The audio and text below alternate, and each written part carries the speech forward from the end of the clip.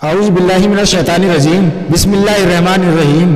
मेरे मोहतरम प्यारे दोस्तों, मेरे यूट्यूब चैनल दीनी बातें विद परवेज़ अहमद में आपका खैर मकदम है और सिर्फ 5 मिनट का मदरसा कुरान व हदीस की रोशनी में इस सिलसिले में फ्रेंड्स ये मेरी 16वीं वीडियो है।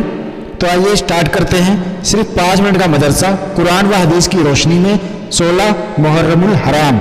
नंबर 1, इस्लामी तारीख।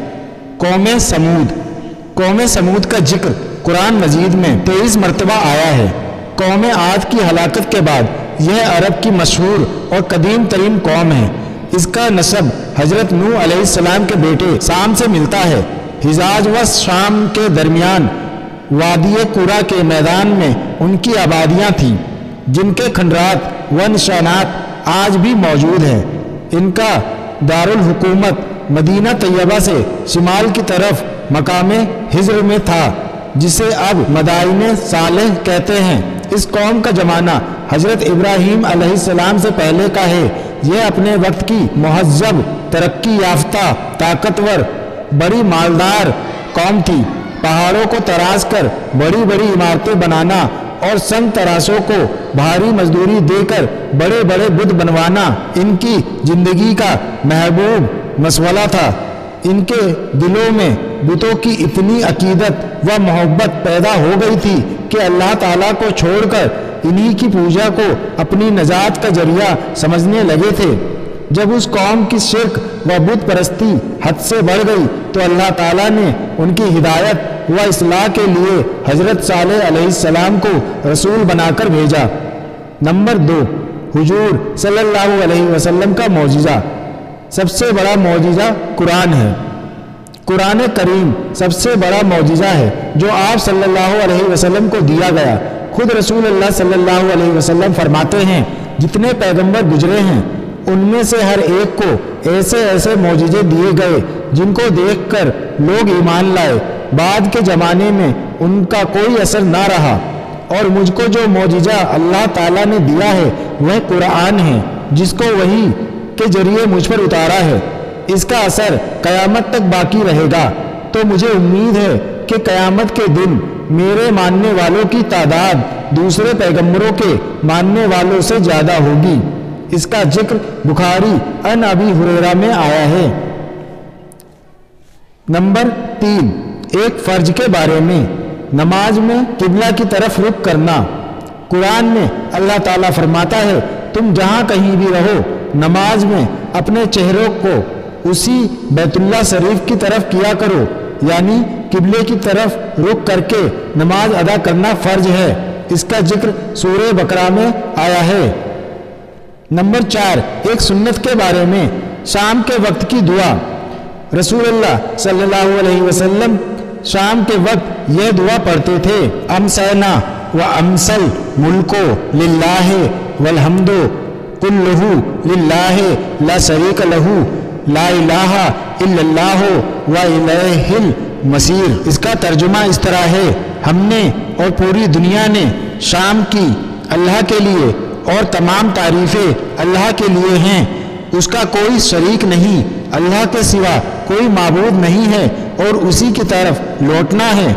इसका जिक्र अल अदबुल मुफरद अन अबी हुरैरा में आया है। नंबर 5, एक अहम अमल की फजीलत। आग बुझाने की दुआ। रसूलुल्लाह सल्लल्लाहु अलैहि वसल्लम ने फरमाया, जब तुम कहीं आग लगी हुई देखो तो अल्लाहु अकबर कहो, क्योंकि अल्लाहु अकबर उस आग को बुझा देता है। इसका जिक्र अमलुल यौम व लैला ली इब्ने सुन्नी अन अब्दुल्लाह बिन अमर में आया है। नंबर 6, एक गुनाह के बारे में। तंगी के डर से फैमिली प्लानिंग। कुरान में अल्लाह ताला फरमाता है, अपनी औलाद को तंगी के डर से कत्ल मत करो, हम उनको भी रिज्क देंगे और तुमको भी, बेशक उनका कत्ल करना बड़ा गुनाह है। इसका जिक्र सूरह बनी इसराइल में आता है। खुलासा, मासी तंगी के डर से बच्चों को मार डालना या हमल गिराना या और कोई तदबीर इख्तियार करना कि हमल ही ना ठहरे, ये सब गुनाह और हराम हैं। नंबर 7, दुनिया के बारे में। दुनिया की चीज़ें चंद रोज़ा हैं। قرآن میں اللہ تعالیٰ فرماتا ہے جو کچھ بھی تم کو دیا گیا ہے وہ صرف چند روزہ زندگی کے لیے ہے اور وہ اس کی رونق ہے، اور جو اللہ تعالیٰ کے پاس ہے وہ اس سے کہیں زیادہ بہتر اور باقی رہنے والا ہے۔ کیا تم لوگ اتنی بات بھی نہیں سمجھتے؟ اس کا ذکر سورہ قصص میں آیا ہے۔ نمبر 8، آخرت کے بارے میں اہل جنت کو خوشخبری۔ رسول اللہ صلی اللہ علیہ وسلم نے فرمایا، ایک پکارنے والا جنتیوں کو پکار کر کہے گا تم ہمیشہ تندرست رہو گے، کبھی بیمار نہ ہوگے، تم ہمیشہ زندہ رہو گے، کبھی موت نہیں آئے گی، تم ہمیشہ جوان رہو گے، کبھی بوڑھے نہیں ہوگے، تم ہمیشہ خوشحال رہو گے، کبھی محتاج نہ ہوگے۔ اس کا ذکر مسلم ان ابی سعید و ابی ہریرہ میں آیا ہے۔ نمبر 9، طب نبوی سے علاج، میتھی سے علاج۔ رسول اللہ صلی اللہ علیہ وسلم نے فرمایا میتھی سے شفا حاصل کرو۔ اس کا ذکر جاد المعاد ان قاسم بن عبد الرحمن میں آیا ہے۔ فائدہ، میتھی کا جوشاندہ نزلہ زکام کو دور کرتا ہے، پرانی کھانسی، پیٹ کے پھوڑوں اور پھیپھڑے کی بیماریوں میں بہت نفع بخش ہے، سینے میں جمے ہوئے بلغم کے لیے بے حد مفید ہے اور قبض کو دور کرتا ہے۔ نمبر 10، نبی صلی اللہ علیہ وسلم کی نصیحت۔ رسول اللہ صلی اللہ علیہ وسلم نے فرمایا مشرکین کی مخالفت کرو، داڑھی بڑھاؤ اور مونچھوں کو خوب کترواؤ۔ اس کا ذکر بخاری ان ابن عمر میں آیا ہے۔ تو میرے محترم پیارے دوستوں، امید کرتا ہوں پہلے کی ویڈیوز کی طرح یہ ویڈیو بھی آپ کو پسند آ رہی ہے۔